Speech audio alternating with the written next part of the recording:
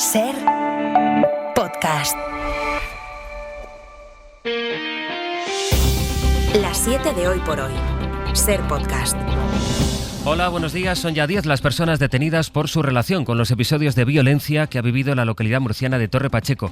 El último, un hombre detenido en Errentería, en Guipúzcoa, cuando se disponía a tomar un tren con destino a Irún. La Ertzaintza cree que se trata del tercer implicado en la agresión a un vecino de 68 años en Torre Pacheco, después de la que se ha desatado esta ola de incidentes. Una cacería al inmigrante que Santiago Abascal evitó condenar ayer, atribuyendo estos discursos racistas a las consecuencias violentas de la inmigración irregular. La Fiscalía de Delitos de Odio está a la espera de los informes de la Policía y la Guardia Civil, que están vigilando desde hace días los foros, las plataformas ultras, desde la que se lanzan la mayoría de las arengas racistas por parte de los grupos ultras. Pedro Jiménez. La Fiscalía mantiene abiertas diligencias para investigar la explosión xenófoba y racista en Torre Pacheco a raíz de la agresión a un vecino de esta localidad murciana. Las pesquisas están en manos de fuerzas y cuerpos de seguridad del Estado. Monitorizan redes sociales, grupos de Telegram en los que se llama a la caza al inmigrante. Los ultras culpan a los migrantes de la agresión a su vecino, de la inseguridad y de la delincuencia que sufren a diario. Esta vigilancia de redes sociales incluye a cualquier perfil, ya sea político, cargo público o ciudadano particular, que tenga un discurso que incite al odio hacia el migrante. De momento, dicen fuentes fiscales, hay que dejar trabajar a Policía y Guardia Civil. Están elaborando esos informes sobre lo ocurrido para que a partir de ese momento el fiscal pueda tomar decisiones. El fiscal de Delitos de Odio va a estar a partir de las 8:30 esta mañana aquí en Hoy por Hoy, después de este episodio que deja de momento, como decía, 10 personas detenidas, 3 de ellas vinculadas con la agresión a este hombre de 68 años el pasado miércoles en Torre Pacheco, y otras 7 por los altercados vinculados presuntamente a delitos de odio, es decir, agresiones y desórdenes públicos en los últimos días. Sobre el terreno, pues esta madrugada ha sido más tranquila que las 3 anteriores. La Guardia Civil ha reforzado su presencia allí en Torre Pacheco para evitar la llegada de más ultras violentos que han sido convocados, de hecho, para hoy y los próximos 3 días a nuevas concentraciones. En Torre Pacheco sigue el compañero de la SER, Javier Ruiz Martínez. Javi, buenos días. Hola, buenos días. ¿Se nota esa presencia policial allí en las calles a esta hora de la mañana?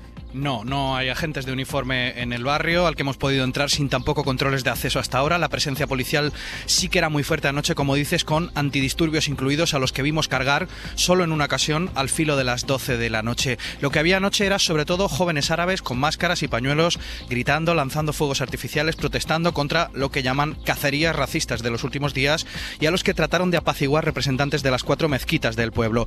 Le preguntaban a uno de ellos qué iban a hacer hoy si había concentración de la ultraderecha y si les intentaban agredir. Vamos a esperar que actúe la policía, porque así se toman las cosas legales y civilizadamente. Aquí no somos animales. Se puede decir que al menos consiguieron estos mayores que no hubiera grandes incidentes, y mientras tanto la policía vigilaba de lejos y un minúsculo grupo de agitadores ultras se mezclaba entre la prensa, haciendo streaming en redes sociales para miles de personas, criticando, por ejemplo, con lenguaje grueso, que los árabes estuvieran lanzando insultos contra el líder de Vox, Santiago Abascal. Javi, gracias. Hasta luego. Otro gran asunto en la agenda del martes es la reacción al acuerdo para la nueva financiación singular de Cataluña que ayer firmaron el Gobierno y la Generalitat. Un acuerdo fiscal cuyo contenido aplauden los socialistas catalanes, pero que decepciona tanto a los nacionalistas de Junts como indigna al Partido Popular. Fernando Bayo, buenos días. Buenos días, Astre. La portavoz del PSC en el Parlamento catalán, Alicia Romero, pasó anoche por hora 25. Justificaba así la necesidad de este acuerdo para desarrollar, dijo, una financiación singular de Cataluña. Porque Cataluña ha desarrollado su autogobierno en los últimos 40 años, tiene muchísimas más competencias que otras comunidades autónomas, y queremos que se reconozca, que se financien adecuadamente estas competencias, y ese será el gran elemento de singularidad del modelo. Es lo que decía la consejera de Economía del Gobierno de la Generalitat de Cataluña. El ministro de Política Territorial, Ángel Víctor Torres, que encabezó ayer la delegación que viajó a Barcelona para sellar este pacto, decía que el Gobierno plantea llevar esta nueva financiación al Consejo de Política Fiscal y Financiera después del verano. El inicio de la modificación legislativa a la mayor premura posible. Del mismo modo que a la vuelta del verano también es la voluntad de poder llevar al Consejo de Política Fiscal y Financiera un modelo de financiación autonómica. La clave aquí es que el acuerdo firmado ayer en Barcelona no detalla la cuota que Cataluña debería pagar de vuelta al Estado en solidaridad con el resto de las autonomías. Y esto ha generado las primeras reacciones de rechazo al modelo que se ha pactado por parte de grupos con intereses muy contrapuestos. Desde el Partido Popular, por una parte, se critica el acuerdo con Cataluña recurriendo al clásico España se rompe. Lo dijo de una manera sutil Núñez Feijóo y de una manera más burda la presidenta de la Comunidad de Madrid, Isabel Díaz Ayuso. El dinero de todos los españoles no está para financiar desperdiciar el tiempo en el gobierno de ningún presidente de gobierno. La igualdad de los ciudadanos en el acceso a los servicios públicos no puede depender del código postal. Pedro Sánchez está en fase terminal. Salvar la cabeza del presidente nos va a costar la ruptura de España. Nos vende a todos los españoles ya esta nación de siglos a cambio del cupo separatista. Ayuso, de hecho, se refirió a los socios parlamentarios de Sánchez como los chulos del presidente. Bueno, ese pacto fiscal... El presidente come de su mano, vive de ellos, vive para ellos. Él pone la cama y los españoles pagan. Utilizo este lenguaje porque es el que entienden en la Moncloa como en ningún otro sitio. Decíamos que ese pacto fiscal con Cataluña tampoco convence a los principales varones socialistas. El castellano manchego García Page pide que no les tomen por tontos con la financiación singular, mientras el asturiano Adrián Barbón amenaza con votar en contra de la medida si supone un perjuicio, dijo, para Asturias. Un acuerdo que de momento tampoco convence a Junts per Catalunya. Es martes, es 15 de julio. Hoy por hoy noticias.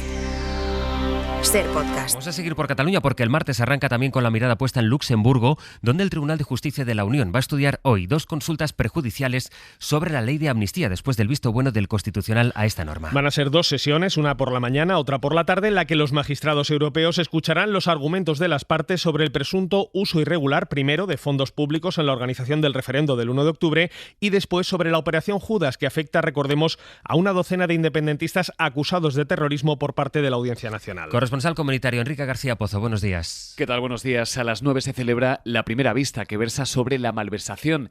Es la cuestión planteada por el Tribunal de Cuentas para que el Tribunal de Luxemburgo se pronuncie sobre si el procés puso en riesgo los intereses financieros de la Unión Europea. A partir de las 3 de la tarde, la segunda vista. Una cuestión planteada en este caso por la Audiencia Nacional para que el Tribunal responda si se puede aplicar la ley de amnistía a los miembros de los CDR acusados de terrorismo, si su aplicación contraviene el derecho comunitario. Pero lo que tendremos hoy será la exposición, los argumentos de las partes.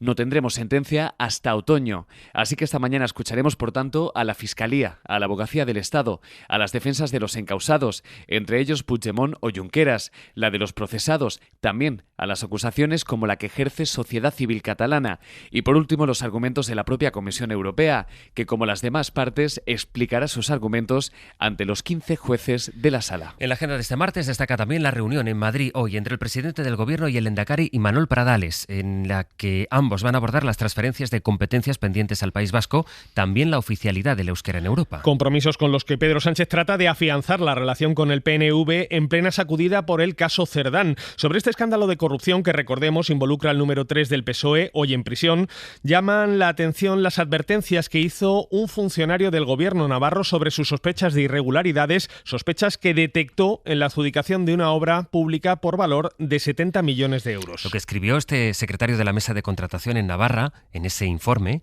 fue: mi papel no es tragar sapos ni pasar por imbécil. Calificó de chapuza la adjudicación de esa obra pública, es la mayor actualmente en la Comunidad Foral, a una unión de empresas encabezada por Acciona. Vamos a Pamplona, Sonia Lamberto, buenos días. Encabezada por Acciona y en la que también está la empresa Servinavar, cuya sede fue registrada por la UCO el pasado 10 de junio. Aunque el informe de la UCO no menciona las obras de los túneles de Velate, el Senado ha citado hoy al secretario de la Mesa de Contratación de la obra, Lorenzo Serena, que ya en marzo del 24 envió un escrito al Parlamento navarro en el que hablaba de chapuza, 11 páginas en las que reiteró que existían varias irregularidades en el proceso, con un sistema de voto viciado, decía, la negativa del presidente de la Mesa a solicitar a Acciona un certificado de solvencia técnica o la ruptura del deber de confidencialidad. De la información del exterior, la Unión Europea va a revisar su relación con Israel después de quedar patentes los abusos reiterados de su ejército contra la población civil en los territorios palestinos. Esto después de que los miembros del partido ultraortodoxo Agudat Israel hayan anunciado este lunes su salida del gobierno de coalición que encabeza Benjamín Netanyahu tras la negativa del primer ministro israelí a eximir a los judíos radicales del servicio en el ejército. Con esa salida de ese partido se acentúa la debilidad del ejecutivo de Netanyahu, que ya solo queda, o más bien cuenta, con una fuerza ultraortodoxa. Eso mientras en Ucrania continúan los bombardeos rusos, contra los que Zelensky a partir de ahora va a contar con la ayuda renovada de los Estados Unidos. El presidente ucraniano ha agradecido en redes sociales este lunes a Donald Trump su voluntad de enviar material militar al país para ayudar, ha dicho, a proteger la vida de nuestro pueblo. Una ayuda que Washington va a enviar a Kiev en coordinación con otros aliados de la OTAN como Noruega y Alemania. Eso después de que Donald Trump haya amenazado incluso con aranceles del 100% a Putin si dentro de 50 días no llega a una paz en la guerra de Ucrania. Información de Pablo Morán. Buenos días. Volodymyr Zelensky ha expresado en público su agradecimiento a Trump por su renovado compromiso con la protección de Ucrania. Ми говорили продуктивно, я вдячний президенту Трампу. Lo hacía a través de su mensaje diario y lo ha hecho también en privado en una conversación con el propio Trump que el líder ucraniano ha definido en redes como muy buena charla. El enviado especial del presidente norteamericano, Keith Kellogg, va a seguir en Kiev toda esta semana. Con él, Zelensky no solo ha hablado de ese armamento prometido por Trump, también de las nuevas sanciones a Rusia con las que Washington ha amenazado a Putin si mantiene la ofensiva de ataques. Horas antes del aviso del estadounidense, el portavoz del Kremlin minusvaloraba el nuevo envío de armas a Ucrania. Porque es algo que no ha cesado y que continuará, según advertía el portavoz Dmitry Peskov, que ha responsabilizado a Kiev de retrasar deliberadamente las negociaciones de paz. Lo cierto es que las tropas rusas siguen su avance. Este lunes han reivindicado la conquista de otras 2 localidades del este de Ucrania. Hoy por hoy noticias. Ser podcast. En Irlanda va a empezar la exhumación de 800 bebés que fueron enterrados en secreto. En hogares de acogida católicos son 796 cadáveres de bebés, todos muertos entre 1925 y 1961, hallados en una fosa séptica en un terreno perteneciente a las Hermanas del Buen Socorro. Se cree que las religiosas de esta orden, que ya fallecieron, ocultaron, como decíamos, a casi 8 centenares de bebés sin identificar en ese punto ubicado en el condado de Galway. Londres, Lucas Font. Las excavaciones iniciadas este lunes pretenden recuperar el máximo de restos posible de los casi 800 niños de hasta 3 años de edad que, según las estimaciones, fueron enterrados sin identificar en este centro de acogida en el oeste de Irlanda, un centro comandado entre 1925 y 1961 por las monjas de la Congregación del Buen Socorro, quienes arrebataron miles de bebés recién nacidos a madres solteras para evitar el estigma asociado a las relaciones sexuales fuera del matrimonio en un país con una profunda influencia de la Iglesia Católica. La mayoría de estos niños fueron dados en adopción, pero se calcula que cerca de 9.000, un 15% del total, murieron en una veintena de casas de acogida debido a las enfermedades derivadas de la malnutrición, la falta de higiene y la escasa atención médica. Durante los próximos 2 años, el equipo forense realizará pruebas de ADN a los restos encontrados y los entregará a sus familiares para que les den una sepultura digna. Hoy por hoy noticias. Ser podcast. Vamos a saludar en Mallorca a Juan Antonio Bauzá. Hola Bauzá, buen día. ¿Qué tal? Buen día, Sastre. Y en Sevilla, Elena Carazo. Elena, buenos días. ¿Qué tal? Buenos días. Con otras historias que son también noticia. Por ejemplo, que se ha puesto a la venta la villa donde se aloja Cristiano Ronaldo en sus veranos en Baleares. Son 75 millones, tiene 32 baños y 29 habitaciones, Bauzá. Sí, no sé cómo vas de efectivo, pero bueno, está en venta esta finca. En el Creo anuncio, que no me llega. Bueno, será por poco. En el anuncio habla de diseños individuales que combinan, es literal, la calidez de los materiales naturales con influencias de Marruecos, Bali y Mykonos. Habla de un comedor con chimenea hasta las terrazas panorámicas, piscina infinita, sauna, cine, gimnasio interior y exterior, pista de vóley y playa, pista deportiva multifuncional. Ese es el anuncio. En Buñola, en Mallorca, una hipoteca media 20 años, 266.000 euros al mes con una entrada de unos 30 millones de euros. Bueno, pues nada. Haz números. Pues sí, ya los he hecho, sí. Han intentado estafar, Elena, a una hermandad sevillana utilizando la inteligencia artificial para lo que han hecho con esta aplicación es imitar la voz de un obispo. Pero es que lo han hecho tan bien, Sastre, que es que incluso había conversación. Es que han clonado la voz del obispo auxiliar para hacer una llamada a un hermano mayor para pedirle dinero, hablándole de un impuesto de sucesiones para una herencia que iban a recibir a través del arzobispado. En fin, una llamada que, entre la sorpresa por la llamada, petición de dinero de más de 1.000 euros, bueno, pues saltaron las alarmas. Marcelino Manzano, delegado de Diocesano de Hermandades. Pues se recibe una llamada con la voz de don Teodoro León, el obispo auxiliar, creo que perfectamente clonada, porque este hermano mayor conoce a don Teodoro y claro, pues en principio no sospechaba que fuera una imitación, pero al pedirle un ingreso de dinero inmediato, eso ya le pareció más extraño, ¿no? Ese modo de proceder, ¿no? En fin, que no te puedes fiar de nada ni de nadie. Vamos. Ni las llamadas que te hagan, exacto. No. Dua Lipa, que está de vacaciones en Mallorca. No nos consta que en tus vacaciones tú te hayas decantado por una isla a la que han venido Steven Spielberg, Jennifer Aniston, Michelle Obama o Dua Lipa, que a través de su Instagram ha dejado muy claro lo enamorada que se ha quedado de Mallorca. Ha estado en Deià, comiendo en un restaurante sobre el mar, en Caspotró Mar, fotografías frente a casas típicas mallorquinas, se ha alojado en un hotel de lujo de Deià, eso lo hemos leído en El País a nuestra compañera Lucía Bórquez, vídeos de lecturas en el barco, posados en la piscina del hotel y retratos con sus amigas que llenan las últimas publicaciones de la cantante, que en Instagram han generado más de 40 millones de reacciones. No te consta porque tampoco nadie me ha invitado, ¿eh?